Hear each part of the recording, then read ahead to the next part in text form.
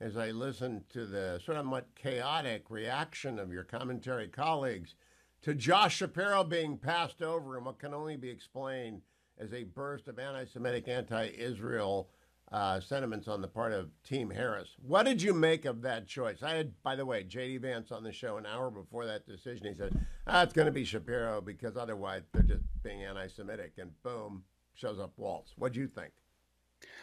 Well, I think it was a terrible decision on the part of the Harris team, and I think it really plays into this theme, Hugh, that the Democratic Party is becoming increasingly anti-Israel. When you think about the big decisions that Harris has made since she locked up the Democratic nomination the other week, you have her skipping the Netanyahu speech to the U.S. Congress. You have her addressing the cameras after meeting with Netanyahu, really kind of laying into Israel for the latter two-thirds of her remarks. And now you have her passing up a candidate, potential candidate for the vice presidency, Josh Shapiro, who's a popular governor of a critical state, really because of his stance on Israel. And I think it's just offensive, but I also think it's a sign of where the Democratic Party is headed. And just one note on Pennsylvania in particular. We have to remember that even as Harris has made the race more competitive, she still needs to win every single one of the blue wall states, including Pennsylvania. And though she has pulled into competition with Trump in many battlegrounds, Trump continues to hold a lead in Pennsylvania. So Harris may have just cost herself the election by going with Tim Walz of Minnesota.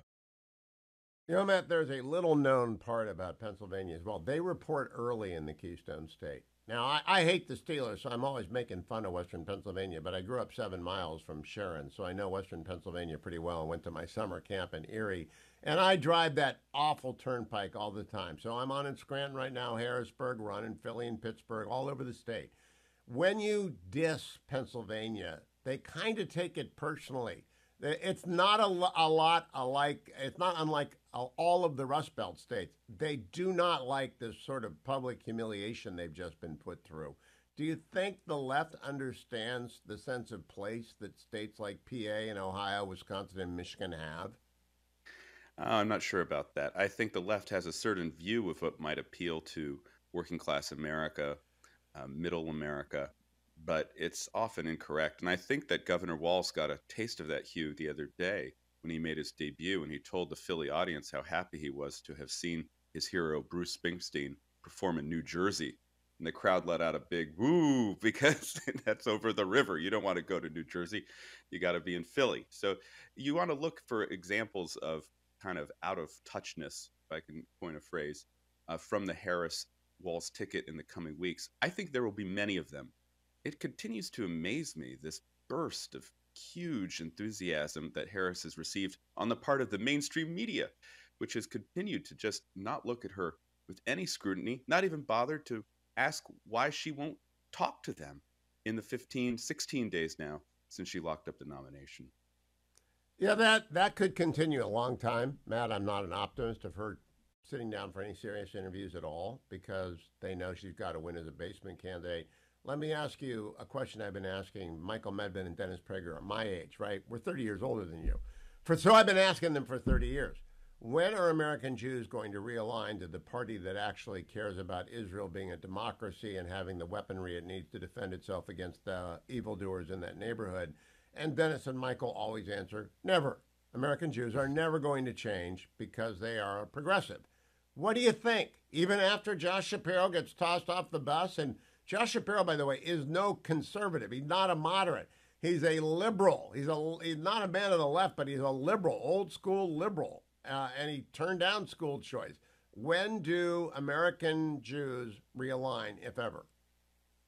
I think that they're starting to, Hugh. We're seeing some polls of Jewish voters in the 2024 cycle that shows this election to be much more competitive than prior elections. We just had a poll out yesterday, small sample size, but it showed basically the Jewish American vote split 50-50 between Trump and Harris. I think as the evidence mounts that the Democratic Party is increasingly captured by pro Hamas sympathizers.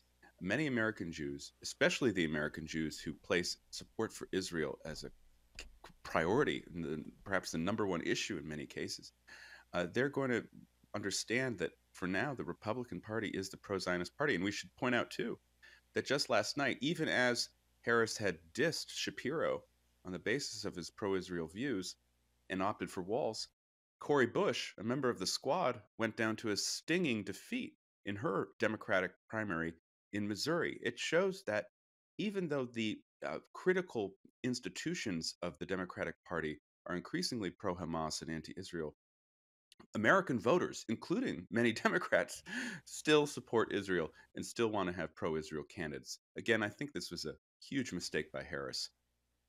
Matt, how much of it is driven by fear of Chicago melting down like the campuses did? Because I listen to the commentary pod every day. You guys spent a lot of time covering the campus revolt, and I shouldn't say you guys, Christine Rosen there as well. The craziness that went on that manifested the long march through the institutions that the left has successfully completed. I don't know that the Democratic Party could actually nominate anyone who is pro Israel anymore. Do you?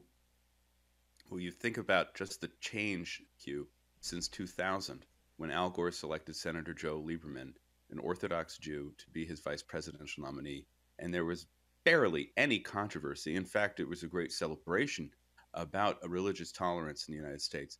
Now, a quarter of a century later, we have a presidential candidate, Kamala Harris, not go with Josh Shapiro on the basis of his support for the state of Israel. And there should be controversy because I think that span of time shows that actually progress doesn't work in one direction. This is actually an example of going backward, as Kamala Harris always accuses the Trump administration of wanting to do. So I think it And is. that's not just a sin of the left. In 2012, an anti-Mormon vote surfaced, an anti-Church of Jesus Christ of Latter-day Saints surfaced among evangelicals, which was stunning to me. It's so contrary to the spirit of Article 6 that I remain perplexed by it. But now the anti-Jewish aspect of the left is so extraordinary, so deeply and bitterly held among the evangelicals who weren't Mormon. It was a theological dispute. It was not the same kind of thing, but nevertheless, it's a disturbing trend. You wrote the book, The Right. If you wrote a book called The Left, would you think that this turn against Israel would make up a huge chapter in it? Oh, yeah. Many chapters, Hugh. I mean, I think this turn against Israel has long roots on the left, in some cases going back all the way to Karl Marx in the 19th century. But certainly in the more contemporary context, it goes back to the 1967 Six-Day War, where Israel triumphed over its enemies. And the left turned very much against Israel, really at the direction of the Soviet Union.